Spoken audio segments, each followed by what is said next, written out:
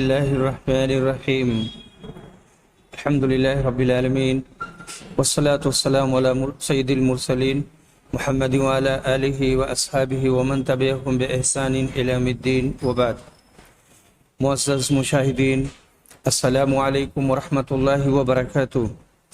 قال الإمام البخاري رحمه الله: باب ذكر الحجام. قال حدثنا عبد الله بن يوسف قال أخبرنا مالك عن حميد عن أنس بن مالك قال: هجم أبو طيبة رسول الله صلى الله عليه وسلم فأمر له بالصاع من تمر وأمر أهله أن يخففوا من خراجه. پوچھنا لگوانے کا بیان. حدیث نمبر 2102. انس بن مالک رضی اللہ عنہ روایت کرتے ہیں کہ ابو طیبہ نے رسول صلی اللہ علیہ وسلم کو پوچھنا لگایا تو آپ نے ایک سا کھجور انہیں دینے کے لیے کہا اجرت کے طور پہ، اور ان کے مالک کو حکم دیا کہ ان کے خراج میں کمی کر دیں اور کچھ تخفیف کر دیں. یعنی جو روزانہ یا ماہواری اس سے لیا کرتے تھے تو اس میں تخفیف کی سفارش کی. عرب میں مالک لوگ اپنے غلام کی محنت اور لیاقت کے لحاظ سے اس پر ایک شرح مقرر کر دیا کرتے تھے کہ اتنا روز یا مہینے ہم کو دیا کریں، اس کو خراج کہتے ہیں. حدیث نمبر 2103.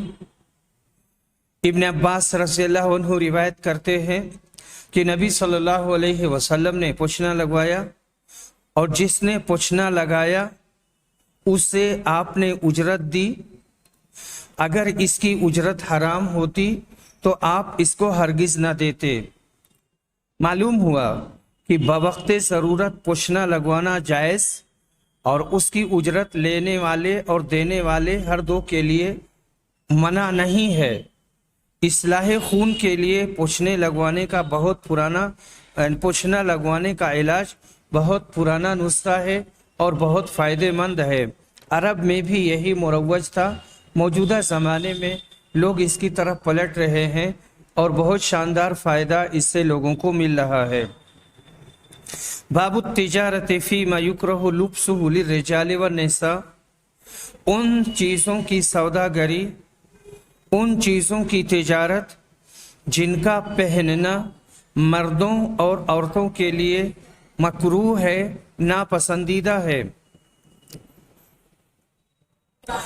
حدیث نمبر 2104. متفق علیہ. عبداللہ بن عمر روایت کرتے ہیں کہ نبی صلی اللہ علیہ وسلم نے عمر کے یہاں ایک ریشمی جبہ یا دھاری دار ریشم کا جبہ بھیجا. پھر آپ نے دیکھا کہ عمر اسے ایک دن پہنے ہوئے ہیں، تو آپ نے کہا میں نے اسے تمہارے پاس اس لیے نہیں بھیجا تھا کہ تم اسے پہنو، اسے تو وہ لوگ پہنتے ہیں جن کا آخرت میں کوئی نصیبہ نہیں ہے. میں نے اس لیے بھیجا تھا کہ تم اسے بیچ کر کے اس سے فائدہ اٹھاؤ. حدیث نمبر 2105. متفق علیہ. عائشہ رضی اللہ عنہ روایت کرتی ہیں کہ انہوں نے ایک گدا خریدا جس پر مورتیں تھیں، تصویر بنی ہوئی تھی. رسول اکرم کی نظر جیسے ہی اس پر پڑی، آپ دروازے ہی پر کھڑے ہو گئے اور اندر نہیں گئے، اندر داخل نہیں ہوئے. عائشہ کہتی ہیں میں نے کہا میں نے آپ کے چہرے مبارک پر ناپسندیدگی کے آثار دیکھے، تو کہا اللہ کے رسول، میں اللہ کی بارگاہ میں توبہ کرتی ہوں اور اس کے رسول سے معافی مانگتی ہوں. آپ فرمائیں مجھ سے غلطی کیا ہوئی ہے؟ آپ نے کہا یہ گدا کیا ہے؟ میں نے کہا کہ میں نے یہ آپ ہی کے لیے خریدا ہے تاکہ آپ اس پر بیٹھیں اور اس سے ٹیک لگائیں.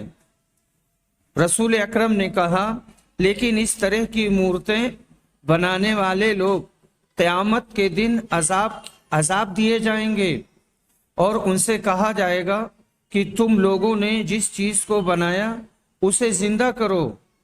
आपने ये भी कहा, जिन घरों में मूर्तें होती हैं रहमत के फरिश्ते उनमें दाखिल नहीं होते।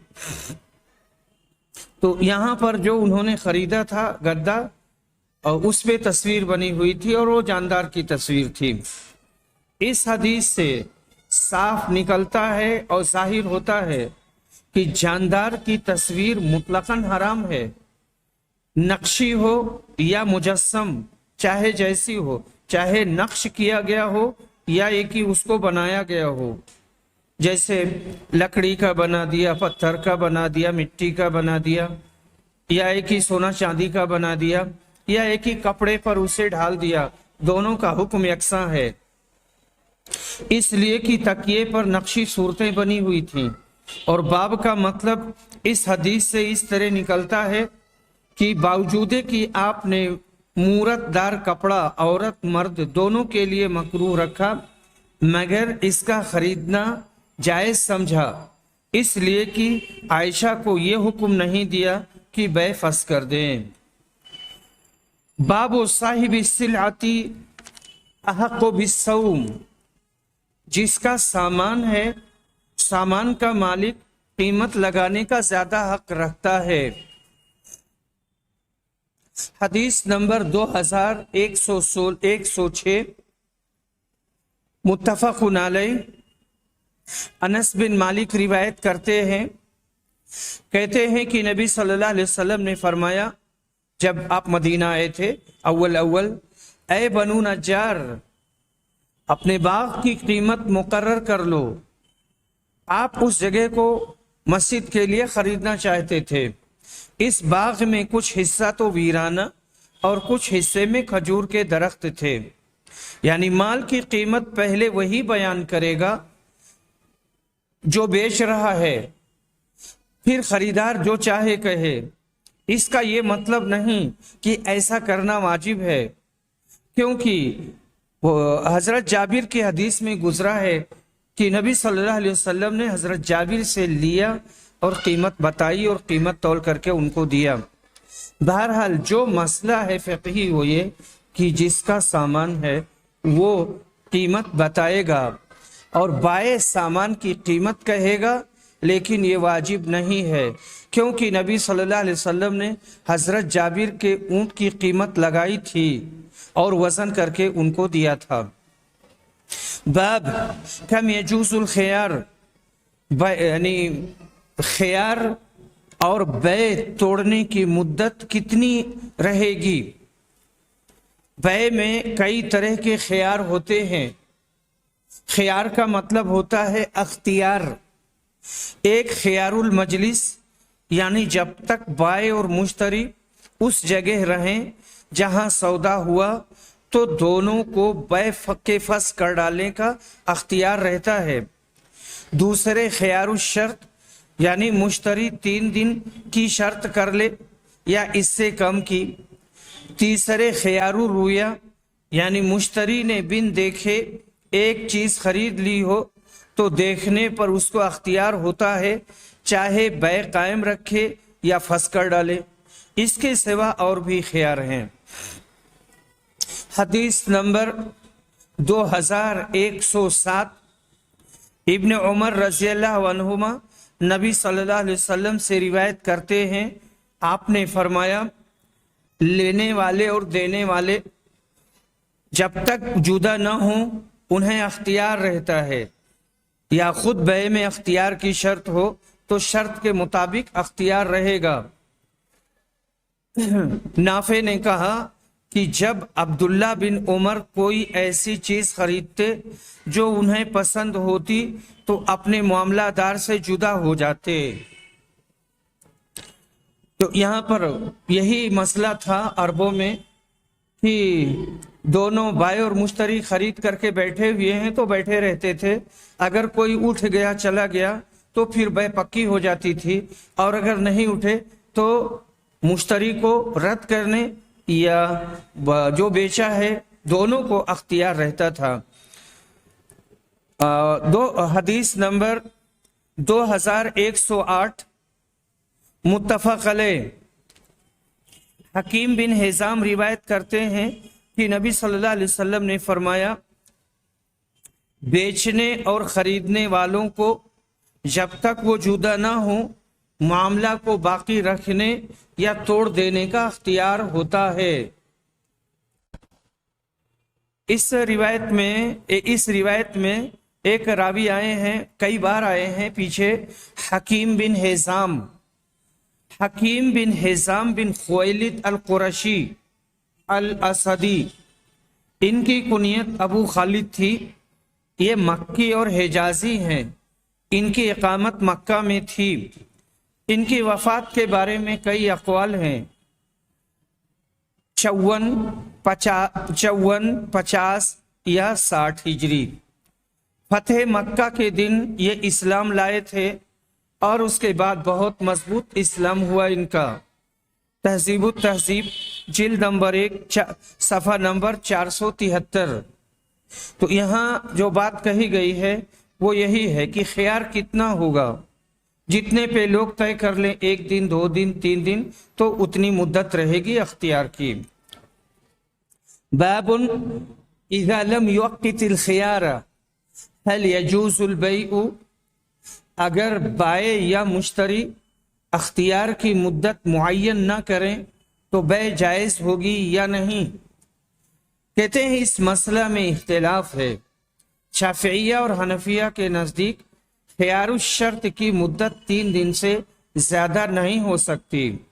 اگر اس سے زائد مدت ٹھہرے یا کوئی مدت معین نہ ہو تو بیع باطل ہو جاتی ہے۔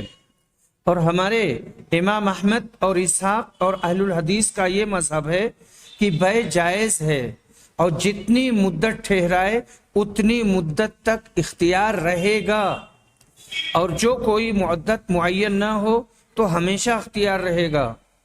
اور اوزائی اور ابن ابی لیلہ کہتے ہیں کہ خیار الشرط باطل ہوگی اور بیع لازم ہوگی۔ بہرحال اس بیچ میں جو امام احمد، اسحاق بن راہوے اور اہل الحدیث کا مذہب بتایا ہے کہ بیع جائز ہے اور جتنی مدت ٹھہرائے اتنی مدت تک اختیار رہے گا، یہی راجح ہے۔ حدیث نمبر 2109 متفق علیہ۔ عبداللہ بن عمر روایت کرتے ہیں کہ رسول صلی اللہ علیہ وسلم نے فرمایا، خریدنے والے اور بیچنے والے کو بیع توڑ دینے کا اس وقت تک اختیار ہے جب تک وہ جدا نہ ہو جائیں۔ یہ دونوں میں سے کوئی ایک اپنے دوسرے فریق سے نہ کہہ دے کہ پسند کر لو، اور کبھی اس طرح سے کہا یا اختیار کی شرط کے ساتھ بیع ہو۔ یہاں پر یہ تفرق ہے، تفرق سے مراد تفرق بالابدان ہے۔ احناف تفرق بالاقوال مانتے ہیں کہ اگر مجلس میں موضوع بدل جائے تو سمجھو مجلس بدل گئی، لیکن اہل السنہ والجماعہ اور اہل حدیث یہ مانتے ہیں اور وہی صحیح ہے، اسی پر صحابہ کا بھی عمل تھا، تفرق بالابدان۔ اسی لیے حضرت عبداللہ بن عمر کھڑے ہو کر کے کچھ دور چلے جاتے تھے، اس کے بعد آ کر کے بیٹھ جاتے تھے۔ باب البیعان بالخیار ما لم یتفرقا، جب تک خریدنے اور بیچنے والے جدا نہ ہوں انہیں اختیار باقی رہتا ہے کہ بیع کو قائم رکھیں یا توڑ دیں۔ اور عبداللہ بن عمر، قاضی شریح، شعبی، طاؤس، عطا اور ابن ابی ملیکہ سب نے یہی کہا ہے، سب کی یہی رائے ہے۔ ان سب نے یہی کہا ہے کہ صرف ایجاب و قبول یعنی عقد سے بیع لازم نہیں ہوتی، اور جب تک بائع اور مشتری مجلس عقد سے جدا نہ ہوں دونوں کو اختیار رہتا ہے کہ بیع فسخ کر ڈالیں۔ سعید بن مسیب، زہری، ابن ابی ذئب، حسن بصری، اوزائی، ابن جریج، شافعی، مالک، احمد اور اکثر علماء یہی کہتے ہیں۔ ابن حزم کا کہنا ہے کہ تابعین میں سے سوائے ابراہیم نخعی کے اور کوئی اس کا مخالف نہیں، اور امام ابو حنیفہ نے صرف امام نخعی کا قول اختیار کر کے جمہور علماء کی مخالفت کی ہے۔ حضرت حکیم بن حزام جن سے حدیث باب مروی ہے، جلیل القدر صحابی ہیں، ان کی کنیت ابو خالد قریشی اسدی ہے، یہ حضرت خدیجۃ الکبریٰ کے بھتیجے ہیں، واقع فیل سے 13 سال قبل کعبہ میں پیدا ہوئے، یہ قریش کے سرداروں میں سے تھے، اسلام سے پہلے اور بعد ہر دو زمانوں میں بڑی عزت پائی، فتح مکہ میں اسلام لائے، 60 سال جاہلیت میں گزرے، پھر 60 ہی سال اسلام میں عمر پائی، 54 ہجری میں مدینہ منورہ میں اپنے مکان میں وفات پائی، بہت متقی، پرہیزگار اور سخی تھے، زمانے جاہلیت میں 100 غلام آزاد کیے اور 100 اونٹ سواری کے لیے بخشے، فن حدیث میں ایک جماعت ان کی شاگرد ہے۔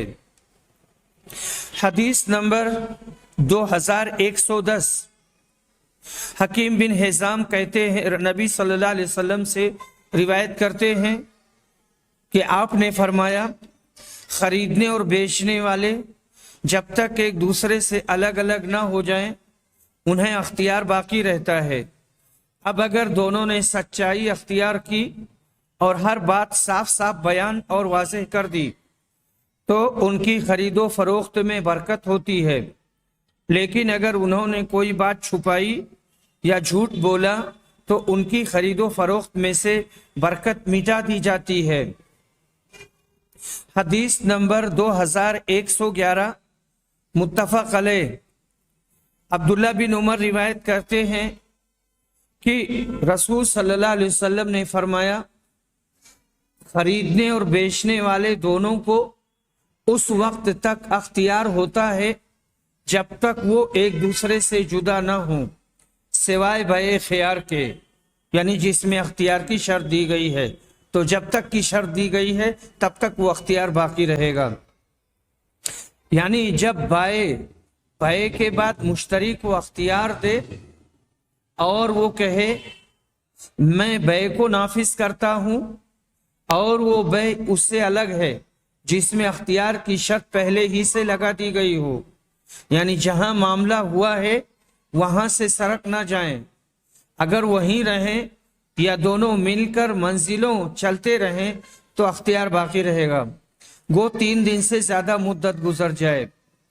بیع الخیار کی تفسیر جو ہم نے یہاں بیان کی ہے، امام نووی نے اسی مطلب کی ترجیح پر اتفاق ظاہر کیا ہے، اور امام شافعی نے بھی اسی پر یقین کیا ہے، بعض نے یہ معنی بیان کیا ہے مگر اس بیع میں جس میں اختیار کی شرط ہو، یعنی وہاں سے جدا ہونے سے اختیار باطل نہ ہوگا بلکہ مدت مقررہ تک اختیار رہے گا۔ باب اذا خیر احدهما صاحبہ بعد البیع فقد وجب البیع، اس مسئلے کا بیان کہ اگر بیع کے بعد دونوں نے ایک دوسرے کو پسند کرنے کے لیے اختیار دے دیا، مختار بنایا تو بیع لازم ہو جائے گی۔ حدیث نمبر 2112، متفق علیہ، ابن عمر روایت کرتے ہیں کہ رسول اکرم صلی اللہ علیہ وسلم نے فرمایا، جب 2 شخصوں نے خرید و فروخت کی تو جب تک وہ دونوں جدا نہ ہو جائیں انہیں بیع کو توڑ دینے کا اختیار باقی رہتا ہے، یہ اس صورت میں کہ دونوں ایک ہی جگہ رہیں، لیکن اگر ایک نے دوسرے کو پسند کرنے کے لیے کہا اور اس شرط پر بیع ہوئی اور دونوں نے بیع کا قطعی فیصلہ کر لیا تو بیع اسی وقت منعقد ہو جائے گی۔ اسی طرح اگر دونوں فریق بیع کے بعد ایک دوسرے سے جدا ہو گئے، الگ ہو گئے، اور بے سے کسی فریق نے انکار نہیں کیا تو بے لازم ہو جائے گی۔ باب اذا كان البائع بالخيار هل يجوز البيع، اگر بائع اپنے لیے اختیار کی شرط کر لے تو بھی بیع جائز ہے۔ حدیث نمبر 2113 متفق علیہ۔ عبداللہ بن عمر روایت کرتے ہیں کہ نبی صلی اللہ علیہ وسلم نے فرمایا، کسی بھی خریدنے اور بیچنے والے میں اس وقت تک بیع پختہ نہیں ہوتی، بیع واجب نہیں ہوتی جب تک وہ دونوں جدا نہ ہو جائیں۔ البتہ وہ بیع جس میں مشترکہ اختیار کی شرط لگا دی گئی ہو اس سے الگ ہے۔ حدیث نمبر 2114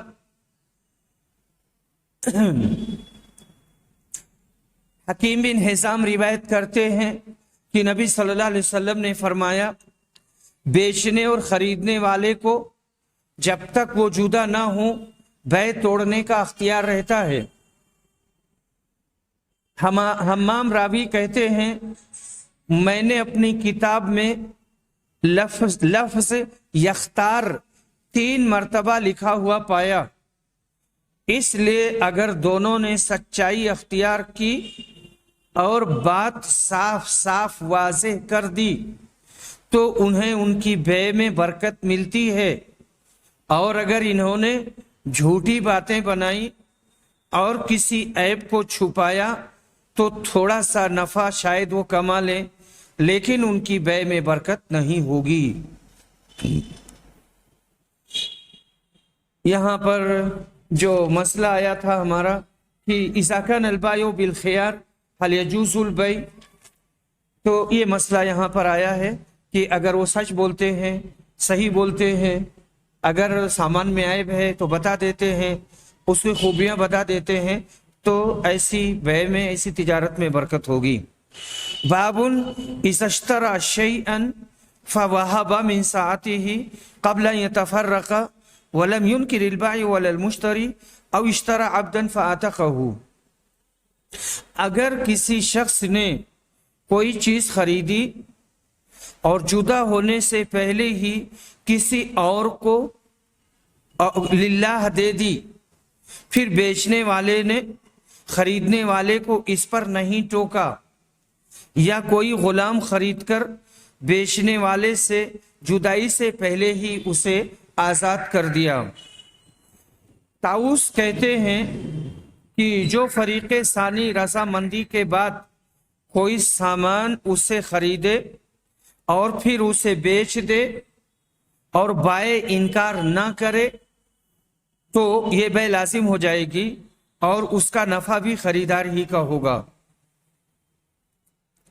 حدیث نمبر 2115 ابن عمر رضی اللہ عنہ روایت کرتے ہیں کہ ہم نے بھی نبی اکرم صلی اللہ علیہ وسلم کے ساتھ ایک سفر میں تھے، میں حضرت عمر کے ایک نئے اور سرکش اونٹ پر سوار تھا، اکثر وہ مجھے مغلوب کر کے سب سے آگے نکل جاتا، لیکن حضرت عمر اسے ڈانٹ کر پیچھے واپس کر دیتے، وہ پھر آگے بڑھ جاتا۔ آخر رسول صلی اللہ علیہ وسلم نے حضرت عمر سے کہا، یہ اونٹ مجھ سے بیچ دو۔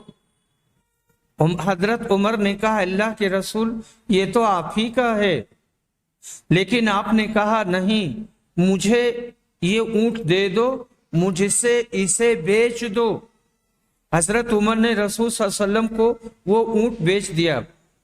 اس کے بعد حضرت نے فرمایا، عبداللہ بن عمر، اب یہ اونٹ تمہارا ہو گیا، جس طرح تم چاہو اسے استعمال کرو۔ حدیث نمبر 2116 متفق علیہ۔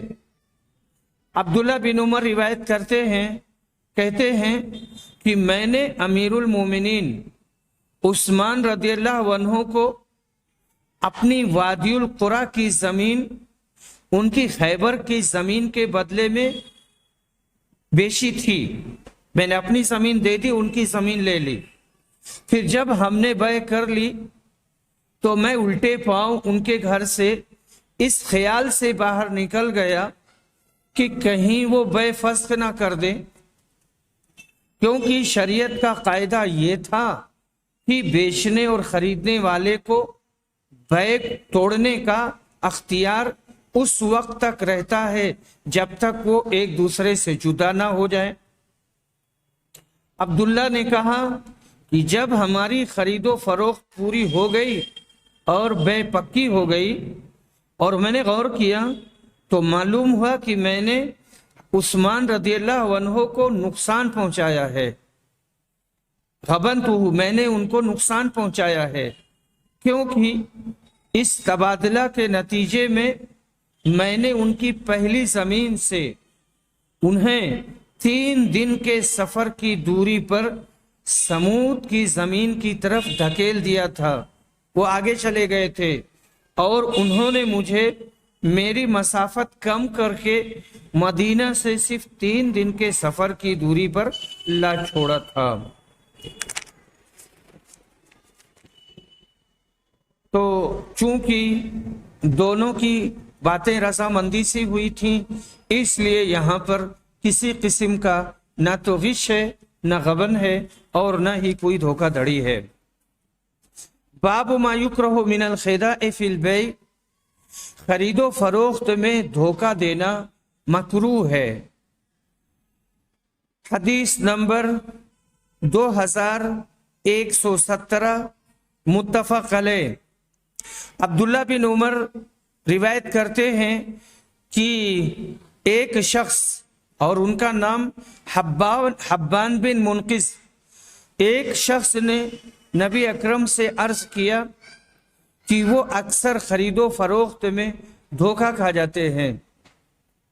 اس پر آپ نے ان سے کہا، جب تم کسی چیز کی خرید و فروخت کرو تو یوں کہہ دیا کرو کہ بھائی دھوکہ اور فریب کا کام نہیں، تو نہ دھوکہ دینا چاہیے اور آنکھیں کھلی رکھنی چاہیے کہ آدمی کو بھی کوئی دھوکہ نہ دے۔ باب ما ذکر فی الاسواق، بازاروں کا بیان۔ عبد الرحمن بن عوف کہتے ہیں کہ جب ہم مدینہ آئے تو میں نے اپنے اسلامی بھائی سے پوچھا، یعنی سعد بن ربیع سے، کہ بازار کہاں ہے؟ انس نے بیان کیا کہ عبد الرحمن نے کہا، مجھے بازار بتا دو۔ اور حضرت عمر نے ایک دفعہ کہا تھا کہ مجھے بازار کی خرید و فروخت نے غافل کر دیا۔ الہانی، الہا یلہی، غافل کر دینا۔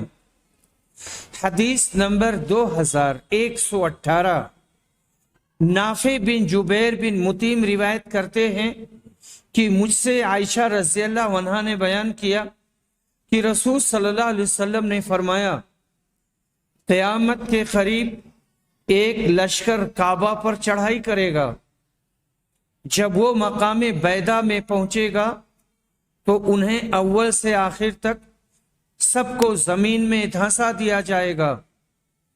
حضرت عائشہ نے کہا کہ میں نے کہا، اللہ کے رسول، اسے شروع سے آخر تک کیوں دھنسا دیا جائے گا، جبکہ وہیں ان کے بازار بھی ہوں گے اور وہ لوگ بھی ہوں گے جو ان لشکریوں میں سے نہیں ہوں گے؟ آپ نے کہا، ہاں، شروع سے آخر تک ان سب کو دھنسا دیا جائے گا، پھر ان کی نیتوں کے مطابق وہ اٹھائے جائیں گے قیامت کے دن۔ حدیث نمبر 2119 متفق علیہ۔ ابو ہریرہ رضی اللہ عنہ روایت کہتے ہیں کہ رسول صلی اللہ علیہ وسلم نے فرمایا، جماعت کے ساتھ کسی کی نماز بازار میں یا اپنے گھر میں نماز پڑھنے سے درجوں میں کچھ اوپر 20 درجہ فضیلت رکھتی ہے، کیونکہ جب ایک شخص اچھی طرح وضو کرتا ہے، پھر مسجد میں صرف نماز کی نیت سے اور نماز کے ارادے سے جاتا ہے، نماز کے سوا اور کوئی چیز اسے لے جانے کا باعث نہیں بنتی، تو جو بھی قدم اٹھاتا ہے اس سے ایک درجہ اس کا بلند ہوتا ہے یا اس کی وجہ سے ایک گناہ معاف ہوتے ہیں، یہ گناہ معاف ہوتا ہے۔ اور جب تک ایک شخص اپنے اس مصلی پر بیٹھا رہتا ہے جس پر اس نے نماز پڑھی ہے تو فرشتے برابر اس کے لیے رحمت کی دعائیں کرتے رہتے ہیں، کہتے ہیں اے اللہ اس پر اپنی رحمتیں نازل فرما، اے اللہ اس پر رحم کر۔ یہ اس وقت تک ہوتا رہتا ہے جب تک وہ وضو توڑ کر فرشتوں کو تکلیف نہ پہنچائے۔ جتنی دیر تک بھی آدمی نماز کی وجہ سے رکا رہتا ہے وہ سب نماز ہی میں شمار ہوتا ہے، نماز میں شمار ہوتا ہے اجر و ثواب کے اعتبار سے۔ اس حدیث میں بازاروں کا ذکر آیا اور بوقت ضرورت وہاں نماز پڑھنے کا بھی بیان آیا، جس سے ثابت ہوا کہ اسلام میں بازاروں کا وجود قائم رکھا گیا اور وہاں آنا جانا، خرید و فروخت کرنا بھی، تاکہ تمدنی امور کو ترقی حاصل ہو۔ مگر بازاروں میں جھوٹ، مکر و فریب بھی لوگ بس کثرت کرتے ہیں، اس لحاظ سے بازار کو بدترین زمین قرار دیا گیا۔ باب اور حدیث میں مطابقت واضح ہے اور ظاہر ہے۔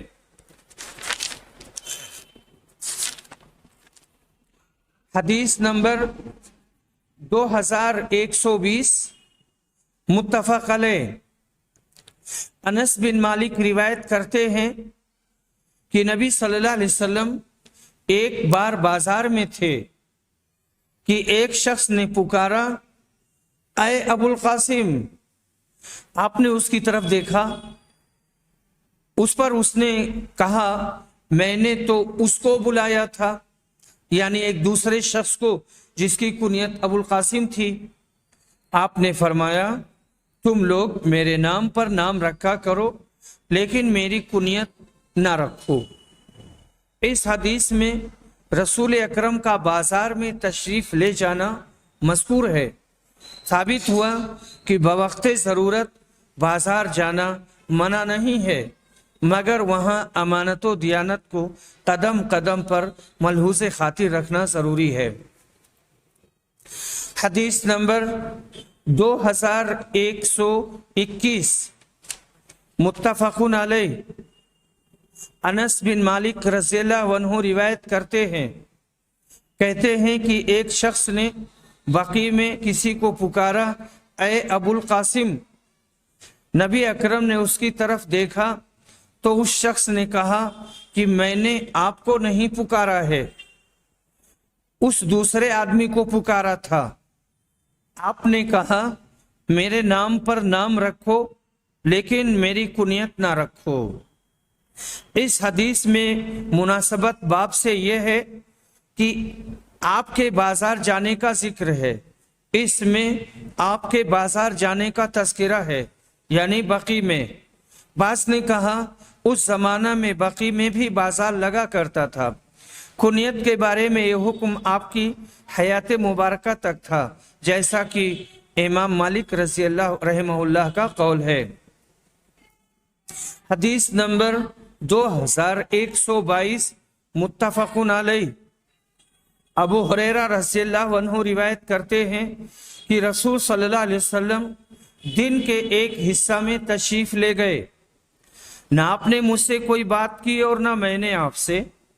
اسی طرح آپ بنی قینقاع کے بازار میں آئے، پھر واپس ہوئے اور فاطمہ کے گھر کے آنگن میں آ کر بیٹھ گئے اور فرمایا وہ بچہ کہاں ہے، وہ بچہ کہاں ہے؟ فاطمہ کسی مشغولیت کی وجہ سے فوراً آپ کی خدمت میں حاضر نہ ہو سکی۔ میں نے خیال کیا ممکن ہے حسن کو کرتا وغیرہ پہنا رہی ہوں یا نہلا رہی ہوں۔ تھوڑی ہی دیر بعد حسن دوڑتے ہوئے آئے، آپ نے ان کو سینے سے لگا لیا اور بوسہ لیا، پھر فرمایا اے اللہ اسے محبوب رکھ اور اس شخص کو بھی محبوب رکھ جو اس سے محبت رکھے۔ سفیان نے کہا کہ عبیداللہ نے مجھے خبر دی، انہوں نے نافع بن جبیر کو دیکھا کہ انہوں نے وتر کی نماز صرف ایک ہی رکعت پڑھی تھی۔ وآخر دعوانا ان الحمد للہ رب العالمین۔